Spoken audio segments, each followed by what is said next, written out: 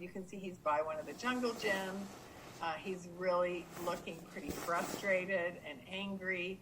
And on the right, we see Julio at the Science Center. And he doesn't even look like the same boy, does he? He's calm, he's alert, he's paying attention to what the gentleman is saying. So let's think about the Julio at the playground and the Julio at the Science Center. At the Science Center, he's in an organized task. They have gathered together for the single purpose. The gentleman's given the rules. And it looks like science is a really high interest area for Julio. So he's motivated to pay attention. And the kids are all orderly and behaving in the same way because they're all interested in the topic. But at the playground, things are less predictable. They're more ambiguous. Maybe different kids are going to play on the playground equipment each day. Maybe the kids are changing the rules about the game they're playing. And that ambiguity, the noise, the unexpectedness that's going on might be too much for Julio. And so the Julio that shows up on the playground and the Julio that shows up at the Science Center are just different because those environments bring out different things in Julio. It doesn't mean he's bad at the playground and he's good at the Science Center. It just means that we have to really think about the context and the activities, not just the person factors of what Julio's sensory patterns are. Here's the other example. So these two girls are at a wedding. You can see that they've been given the same duty, being a flower girl, but the girl on the left is not happy. This is too much for her. There's too much sound, there's too much bumping into each other, there's too much of everything. On the right, we see a little girl getting the same experience, but she's delighted to be having this experience. It is so fun for her. So I want to show you the context because it's kind of funny. When I saw this picture when the royal wedding happened, everybody was so enamored by the dress and the outfits and everything, but I couldn't stop looking at these two little girls. We need to give that little girl on the left different jobs. She can still be in the wedding. She can still be part of everything, but maybe she's the one that's helping put the plates out and getting everything, the napkins organized and places that are more predictable and quiet for her. They're probably in this picture standing on a balcony and there's throngs of people below. We're asking this child to be different than she can possibly be. So understanding that this context is good for the little girl on the right and terrible for the little girl on the left gives us a chance to rearrange the activities and the tasks of the day so they can both be happy. If the little girl's inside and it's quiet, I know when the next thing happens, she'll be ready for the next thing. But in this case, she's already pretty done with everything that's going on.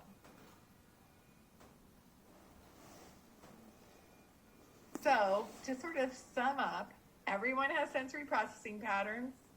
You do, your children do, your parents do, your spouses do, everyone does. Those sensory patterns manifest in the everyday life behaviors and responses that you engage in.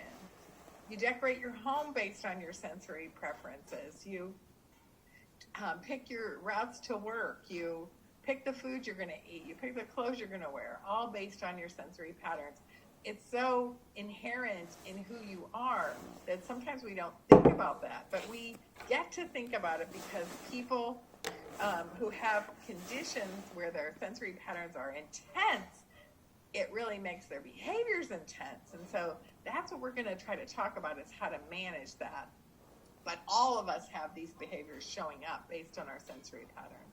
And it seems from the literature that your patterns kind of stay the same across time. That doesn't mean your behavior stays the same. Like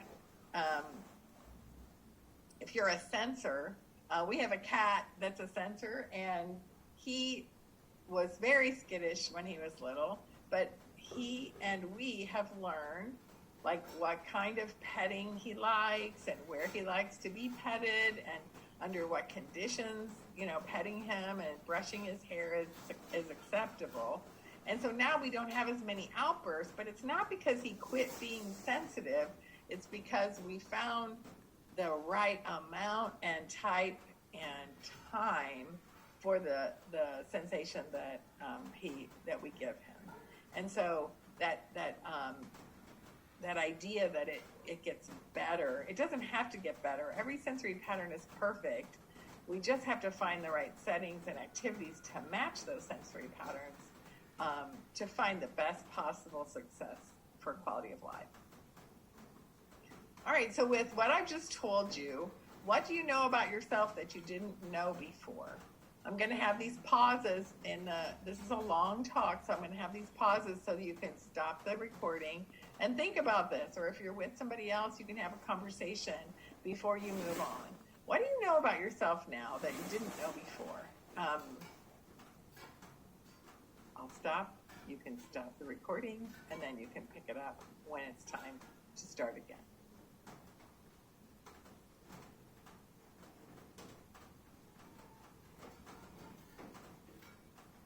Okay, welcome back. Now we're going to talk a little bit about interoception to sort of add to our story about sensory processing.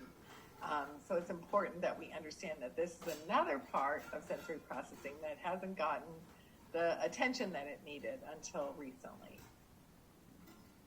So what I'm going to focus on today, remember there's going to be a full talk just about interoception, so I really encourage you to see that one. But I'm going to just talk about the research we've been doing to try to find the right items for an interoception scale that's focused on participation. So Dr. Katana Brown and I have been working on this for the last couple of years, and I'm going to show you some of the things we've found so far. So imagine how the sensations of your internal body inform you about how you're doing in everyday life. Just like in this prior section, we talked about all the senses. We're going to really focus on your internal body sensation. Some of us are acutely aware of our internal sensations, such as feeling hungry or recognizing the need to use the bathroom. But others of us might be really oblivious to these internal sensations and find ourselves like overheated or unexpectedly nauseous. These sensations are part of what we call the interoception system, which is responsible for your ability to notice the internal body states, like heartbeat, respiration, hunger, thirst, bowel functions, and temperature. Interoception provides information for planning actions such as eating or removing a garment when you get hot or using the bathroom. Although scientists have studied the mechanism of interoception for many decades, in recent years, there's growing evidence that interoception is an important factor in conditions like anxiety, hypochondria, suicide attempts, anorexia, and others.